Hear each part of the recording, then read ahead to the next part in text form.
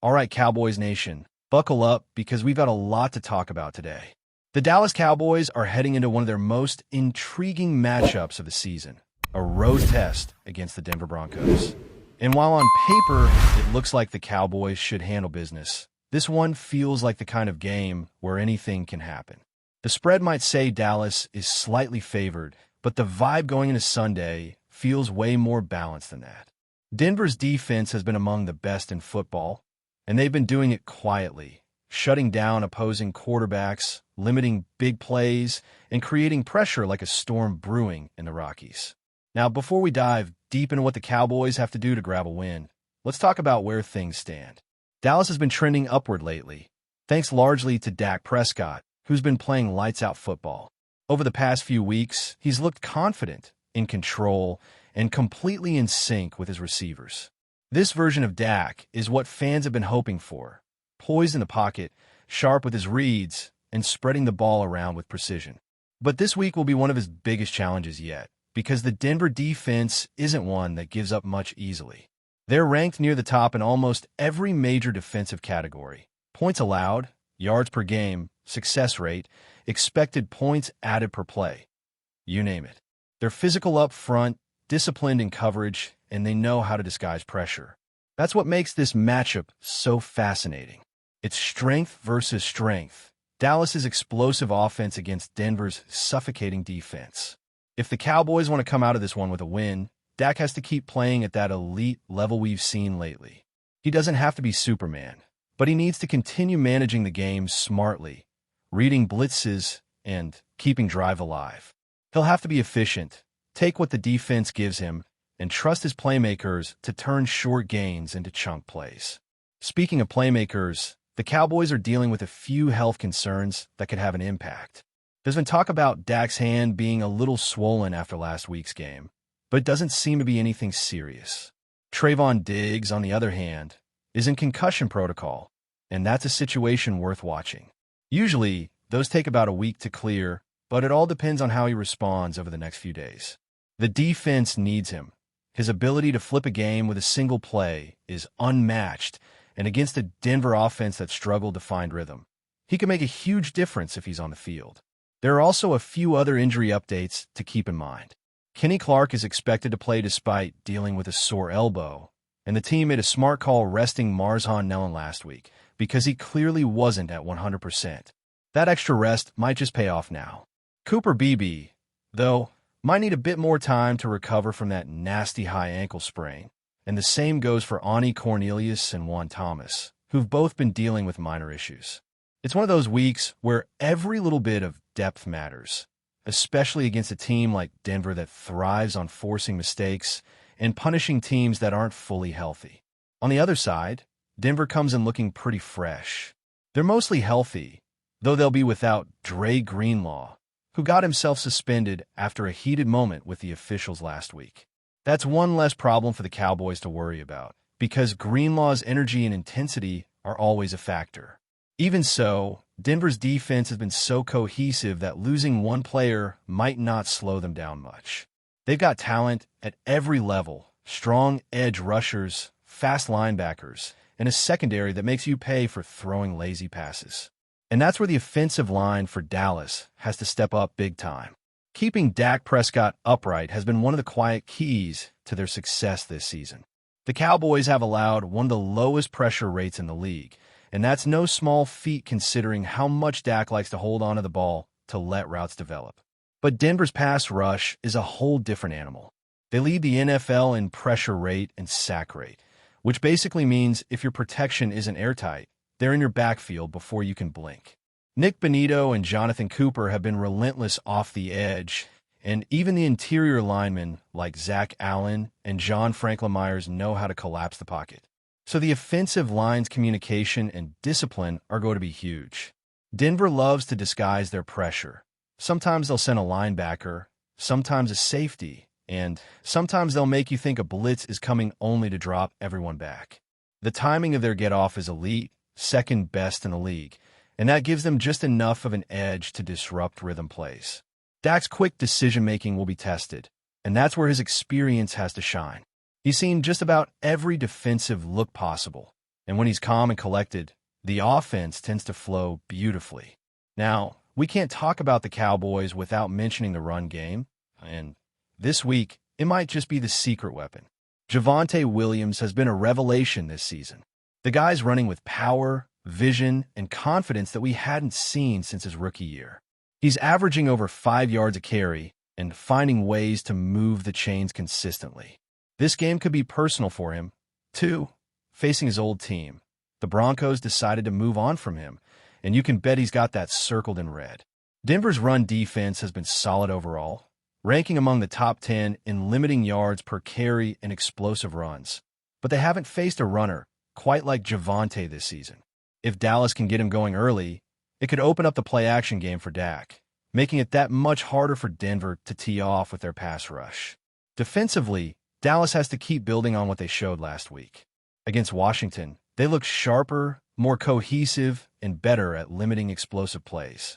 That's going to be critical again this week because Denver's offense, while inconsistent, can still hit you with big plays if you're not disciplined. Bo Nix, their young quarterback, has had an up-and-down season.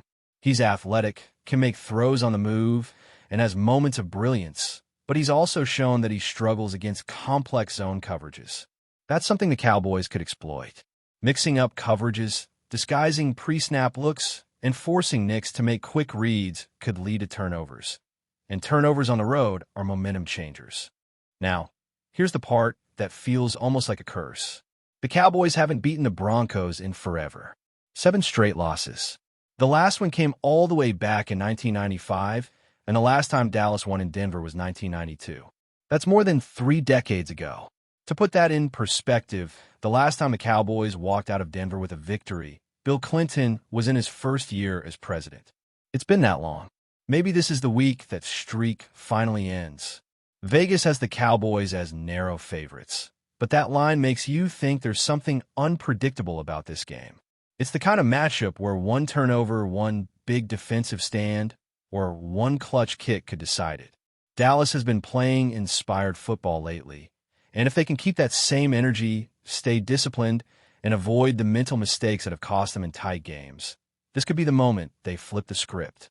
So here's where we are: elite Dallas offense, bruising Denver defense, and a lot of history between these two teams that adds an extra layer of motivation. If Dak stays hot, if the line holds up, and if the defense continues to tighten things up, the Cowboys can absolutely take this one. It won't be easy. It never is in Denver. But this team has shown flashes of resilience that feel different this year. Something about the way they're responding to adversity just feels more mature, more composed. What's really going to decide this game is how well Dallas adapts once the ball is kicked. The Broncos are not a team that beats you with flash. They beat you with control. They slow the game down, force you into mistakes, and make you grind for every inch. Their head coach has built a defense that thrives on discipline and patience. If you give them momentum early, they'll choke the life out of a game. That's why Dallas needs to start fast, stay sharp, and not fall into the trap of playing Denver-style football. When the Cowboys play loose, aggressive, and confident, they can hang with anyone. But when they start second-guessing themselves, that's when trouble hits. This matchup also has a mental side that people often overlook. Playing in Denver is tough, not just because of the altitude, but because that crowd gets loud and stays loud. It's one of those places where communication has to be perfect. Offensive linemen can't afford to miss signals. Receivers can't misread adjustments. And Dak has to keep everyone calm, even if things get chaotic early. The Broncos' home field advantage is real, and for a road team, it can be suffocating. But the Cowboys have the kind of veteran leadership that can handle that.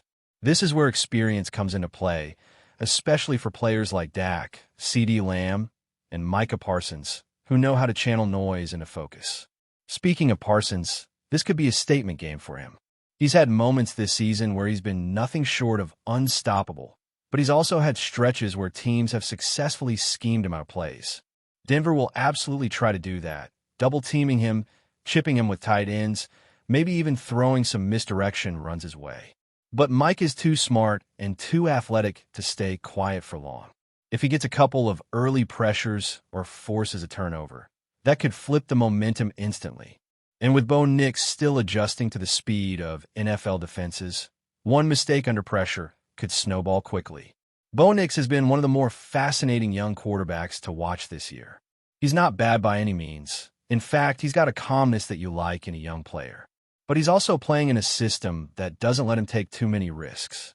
The Broncos coaching staff clearly wants him to play within structure, stick to quick reads, and avoid turnovers.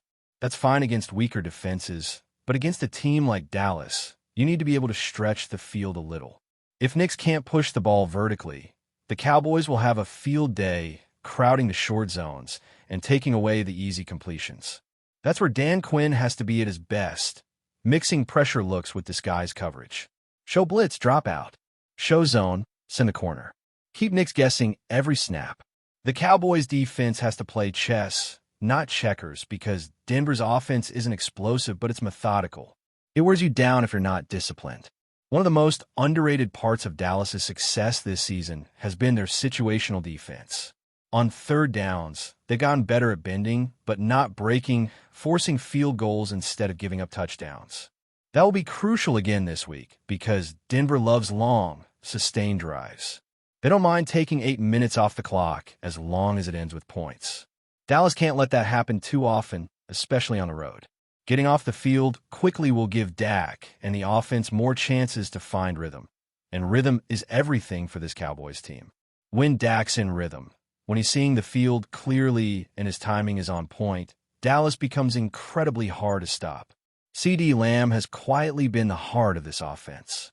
His connection with Dak seems stronger than ever, and he's found ways to make tough catches in traffic that keep drives alive. Against this Denver secondary, he'll have to work for every yard. Pat Surtain is one of the best cornerbacks in football, and he's going to make CD earn it. This is a heavyweight duel. One of the best route runners in the league going up against one of the most technically sound defenders in the game. If Lamb can win even half of those matchups, the Cowboys will be in good shape.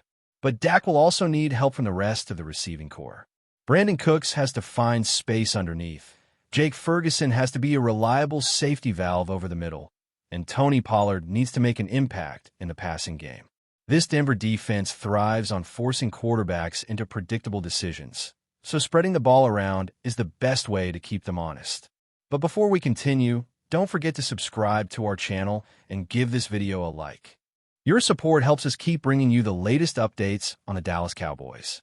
Feel free to share your thoughts on the news in the comments as well. Whispers are growing louder in Dallas as the Cowboys appear to have pulled off a move that could redefine their defensive front. Sources close to the organization hint that Carl Lawson, the relentless pass rusher known for turning quarterbacks' nightmares into reality, has signed with the team. While the official announcement has yet to hit the media, insiders suggest that the deal is imminent, and if true, it could turbocharge the Cowboys' front seven in ways fans have been dreaming about. Lawson's arrival would inject an immediate spark into a defensive line that has shown flashes but struggled with consistency in past seasons. The 28-year-old edge rusher brings not only a track record of double-digit sacks, but also a versatility that allows him to line up in multiple spots, keeping offensive lines guessing. Imagine him side by side with Micah Parsons, whose explosive first steps and sideline-to-sideline speed have already become legendary in Dallas. The combination could be nothing short of terrifying for opposing quarterbacks. Rumors suggest the Cowboys see Lawson as the missing piece to complement their aggressive defensive scheme, a piece that can take the pressure off other defenders while creating more chaos up front. Fans are buzzing, and social media is alight with speculation. Could this be the Cowboys' answer to finally establishing a dominant pass rush that matches their offensive firepower? Analysts note that Lawson's presence could elevate not just the sack totals, but the overall defensive identity, forcing teams to rethink their game plans. Some whispers even hint at creative blitz packages and stunts designed specifically to maximize Lawson's unique skill set. While nothing is officially confirmed, the murmurs around Dallas are hard to ignore. Should Lawson's signature hit the dotted line, the Cowboys' front seven would instantly become one of the most formidable in the league. For now, fans are left to imagine the chaos, the tackles for loss, and the game-changing plays that could define a season. One thing is certain, If the rumors are true, the Cowboys defense is about to roar louder than ever. That's it for this update. If you enjoyed the video and want to keep receiving exclusive news about the Dallas Cowboys, please subscribe to our channel and give this video a like. We always look forward to your comments and opinions. See you in the next video.